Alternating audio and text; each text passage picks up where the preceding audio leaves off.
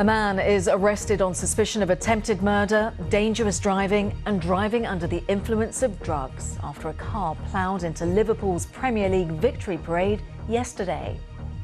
The Home Secretary, Yvette Cooper, visits Liverpool as the Prime Minister says the whole country stands by the city.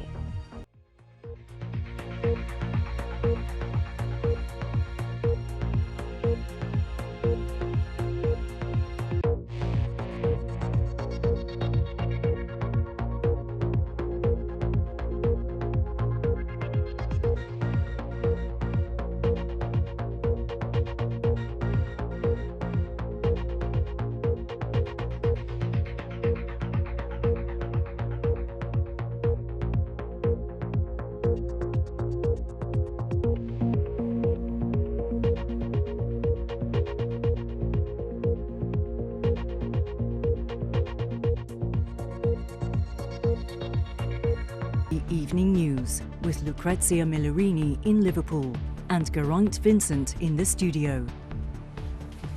Good evening from Liverpool, the city very much in shock. What started with celebrations yesterday following Liverpool's title win finished with people running for their lives after a car ploughed into the crowds. Police said that 50 people have been injured, with 11 still in hospital this evening. Well, this is Water Street tonight, not far from where we are positioned, where a 53-year-old man was arrested yesterday on suspicion of attempted murder and drug driving. Today, the Prime Minister said the whole country stands with Liverpool, while the King said he was deeply shocked and saddened. But there are questions being asked over how the car was able to access the streets, which were meant to be closed for the parade, weeks in the planning. Police say they believe the car followed an ambulance after a roadblock was temporarily lifted.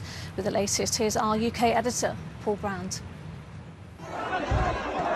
What could motivate a moment of apparent madness? This isn't believed to be terrorism, but it is terrifying.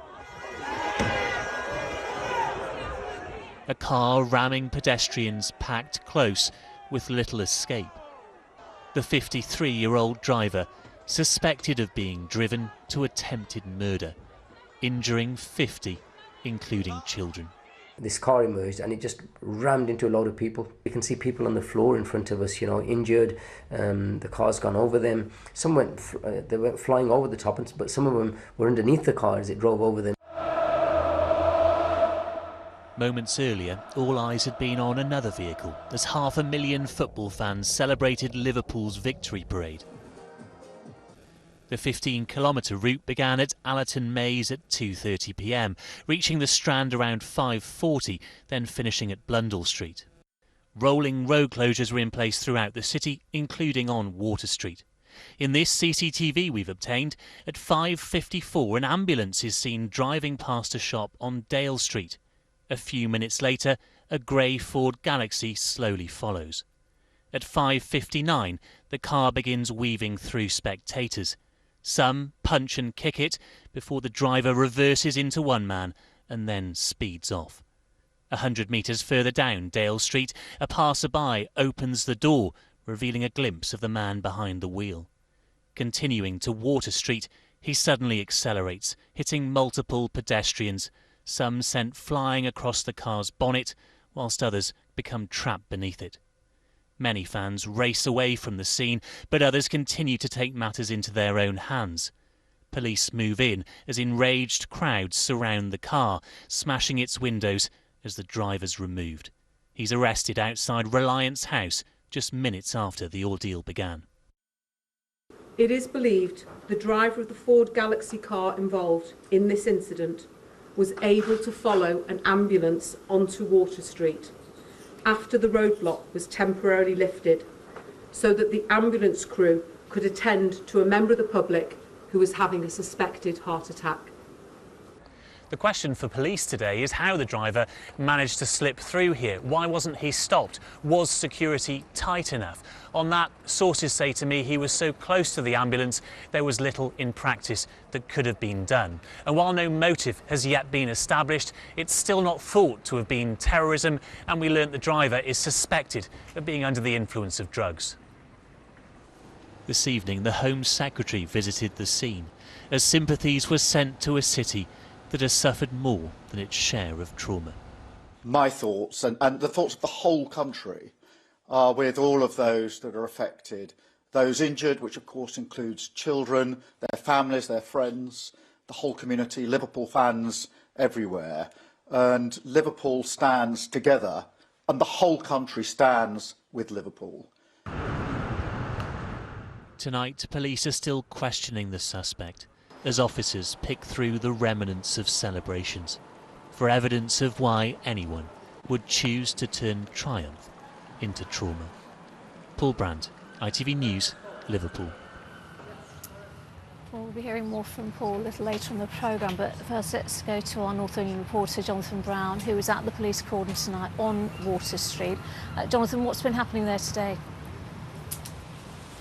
Well, as you can see, there is still a large police cordon in place here in Liverpool city centre. Behind me, you should be able to make out the large police van that's blocking Water Street. Behind that, there are a series of forensic tents, and we've seen crime scene investigators throughout the day moving to and from that area. You might also be able to make out behind me the remnants of yesterday's celebrations. There are flags, flares, even some children's toys still strewn on the streets. Further up the street there is also a stricken ambulance that was used to help some of the wounded last night. And in the last hour, as we've heard, the Home Secretary Yvette Cooper came here to visit the crime scene herself. She spoke to a number of emergency first responders who were here last night, and she also spoke to Liverpool City Region Mayor Steve Rotherham. All the while, there are still lots of members of the public that have been passing by here, coming here to see the scene for themselves, many of them still wearing the Liverpool shirts and scarves from yesterday's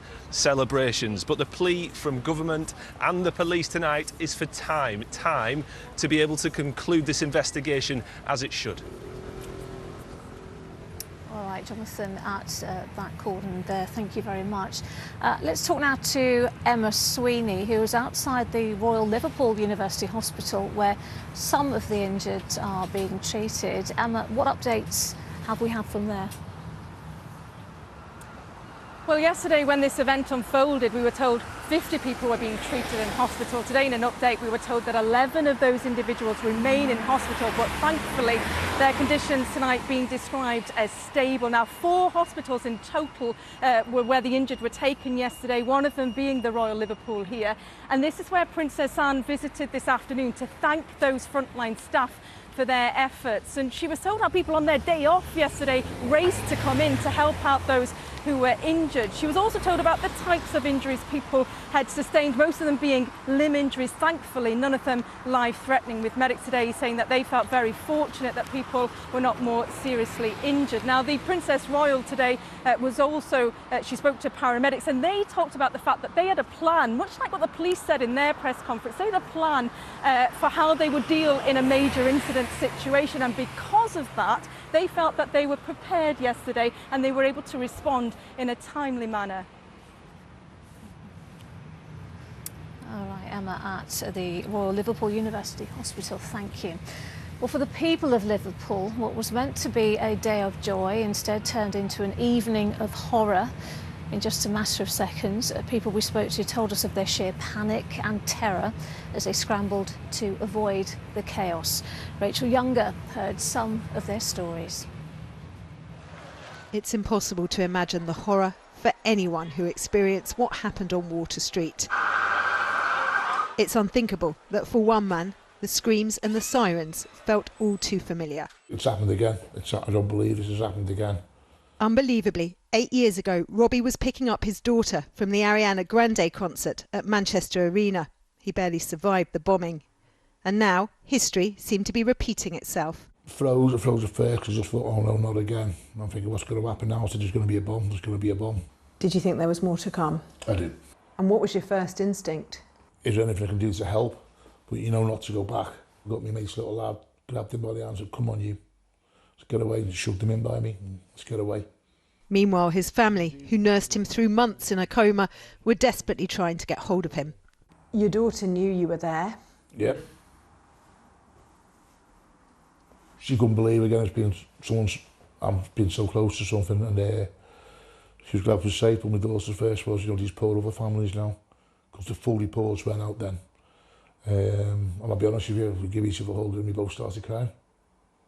I'm not ashamed to say that. That sense of having had the narrowest of escapes still sinking in at Liverpool Lime Street. The relief of fans finally heading home after being stuck here last night, tempered with worry for those not so lucky. We walked past a man he was bleeding from the head. He was very, very distressed, and he was saying that his son was one of the injured. And it was chaos. It was complete chaos, and everyone was, screaming and shouting. But yeah, he was quite badly injured. It didn't seem possible. Her family, like many others, today looking back at photos like this, taken minutes before, and realising just how close they came to disaster. I feel like someone must have slipped up somewhere, because I don't know how there was a vehicle there in the first place. But yeah, it's pretty devastating, to be honest.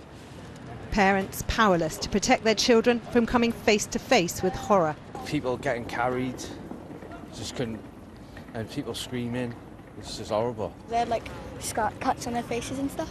And then you couldn't get home? No, we couldn't get home. So you found a hotel? Yeah, it was worth it though. It was £285, but it's I need to get him off the streets after what happened. So yeah, they're nice in there. How are you feeling now this morning? Just head is all over the place, to be honest. But yeah, he's all right, so I'm all right. I won't be bringing him again.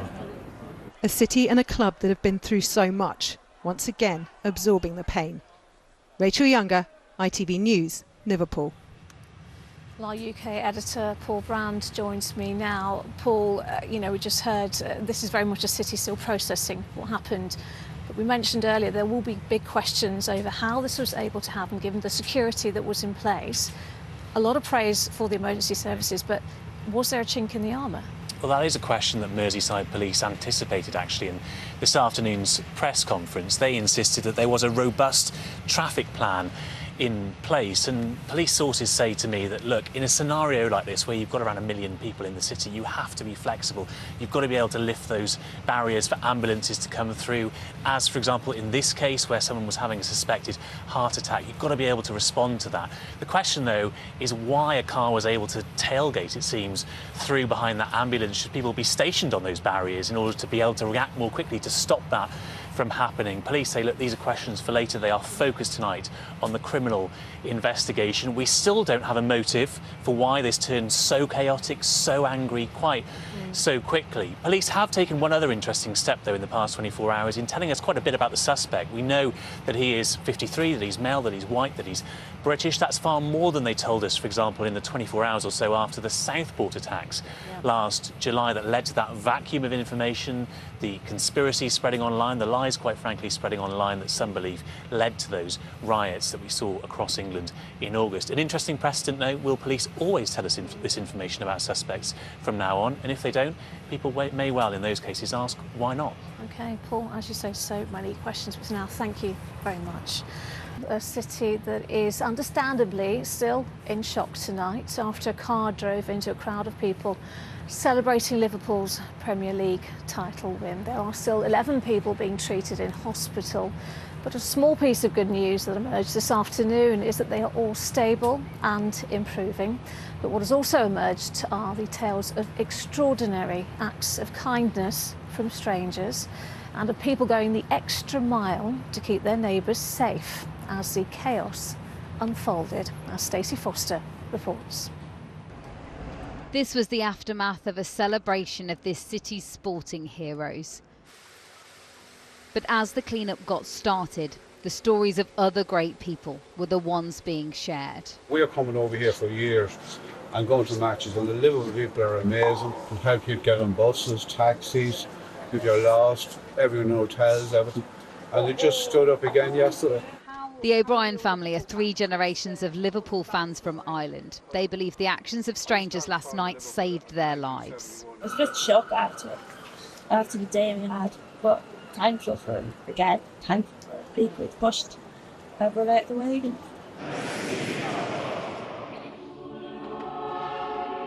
As the new Archbishop was installed at Liverpool's Metropolitan Cathedral, prayers were said for those injured and for the city, which has showed its resilience once more. I know that this city will rally round, and that's the Liverpool spirit, to work together, to build again and continue to make all things great. Yards from the scene, the landlord of the Pig and Whistle said he is no hero. See outside of the pub, and that's a vast line of people all the way back to where the incident happened. But last night he locked more than 80 people inside the pub as they tried to escape the chaos. Some hugs and tears were shared. Yeah, they were very grateful for being able to stay in a safe place. It was nice that what we did was a relatively small thing, but it was nice that we were able to help people in a time where they were very emotional and stressed out. Yesterday will always be remembered as a day of joy that turned to fear. But there's also a feeling it could have been so much worse had it not been for the kindness of those who helped others. Stacey Foster, ITV News, Liverpool. Well, let's get a final word now from our UK editor, Paul Brand, who is here with me. Paul, some amazing stories there that we've just heard amidst the horror. While there were awful, horrific scenes last night, it does seem to have brought out the very best in this city in the very worst of times. Yeah, although you have to reflect as well on the injustice of this city having to put its best foot forward yet again. This is the 4th time in as many years that I've reported on incidents of this magnitude in Liverpool and the surrounding area, from the murder of Olivia Pratt-Corbell to the bombing outside Liverpool Women's Hospital, then of course the Southport stabbings not too far away, and now today this. We have seen as well, though, that Liverpool has much to celebrate. We saw that up until 6 o'clock last night, but you can't blame people here for being a bit tired of that collective trauma. Tonight, police are still questioning the suspect. Their focus is on establishing a motive. He faces potentially very serious charges here, though Liverpool at least breathing a sigh of relief that things weren't as serious as they could have been. Those victims are recovering. And our thoughts with the injured, and we wish them a speedy recovery. Paul, thank you. That's all we have time for. We'll be back with news at 10 later. But from all of us here in Liverpool and, of course, the studio. Bye-bye.